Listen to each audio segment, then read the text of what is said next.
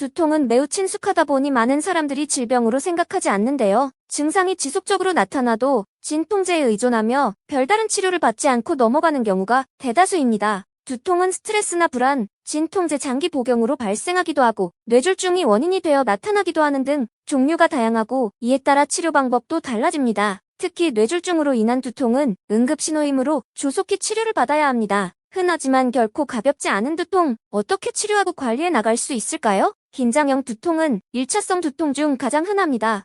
만성 두통이 없는 사람에게 두통이 발생하면 뇌에 이상이 생겨 두통이 온 건 아닌지 걱정이 됩니다. 특히 갑자기 머리 전체나 뒷머리가 아프면 고혈압으로 인한 뇌졸중을 의심하기도 합니다. 하지만 고혈압이나 뇌졸중이 두통의 직접적인 원인이 되는 경우는 드뭅니다. 뇌종양일 가능성도 낮습니다. 이 경우 긴장형 두통을 의심해 볼 수 있습니다. 갑작스레 긴장된 상태에 놓이거나 좋지 않은 자세를 습관처럼 하거나 스트레스, 불안감, 우울감을 느끼면 근육이 수축하고 뻣뻣해집니다. 이로 인해 근육 통증과 두통이 발생할 수 있습니다. 두통 양상은 다양합니다.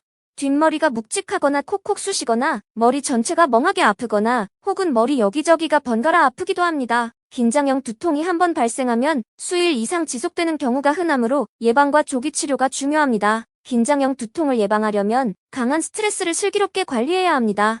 스트레스에 지나치게 민감한 성격 불면증, 우울증 등 긴장형 두통을 유발하거나 악화시킬 요인을 찾아 해결해야 합니다. 이 요인들을 없애지 않으면 긴장형 두통이 지속되거나 쉽게 재발되어 진통제를 남용할 수 있습니다. 두통 발생 이후 치료법은 스트레스 관리와 더불어 통증 억제 약물을 복용하는 것입니다. 또 부위뼈나 근육 이상도 긴장형 두통을 유발할 수 있습니다. 평소에 마음을 편안하게 먹고 경직된 신체를 자주 이완시켜주는 것이 좋습니다. 편두통은 마치 심장이 뛰는 것처럼 머리가 반복적으로 울리는 증상을 보입니다. 환자들은 머리가 욱신거린다, 쿵쿵대면서 아프다고 표현합니다.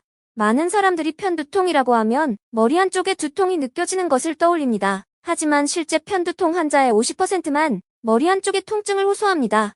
나머지 절반의 환자는 위치에 국한하지 않고 편두통 소견을 보입니다. 통증 강도는 다양하나 대개는 일상생활을 저해할 정도로 심한 경우가 많습니다. 짧으면 몇 시간에서 길면 3일 정도 통증이 지속됩니다. 두통으로 인해 소화불량과 메스꺼움, 심한 경우 구토 증상까지 나타날 수 있습니다. 두통이 있는 쪽 눈이 아프거나 충혈이 되기도 합니다. 머리를 흔들면 두통이 심해지므로 움직이는 것을 싫어하게 됩니다. 밝은 빛, 소음과 냄새에도 예민해집니다.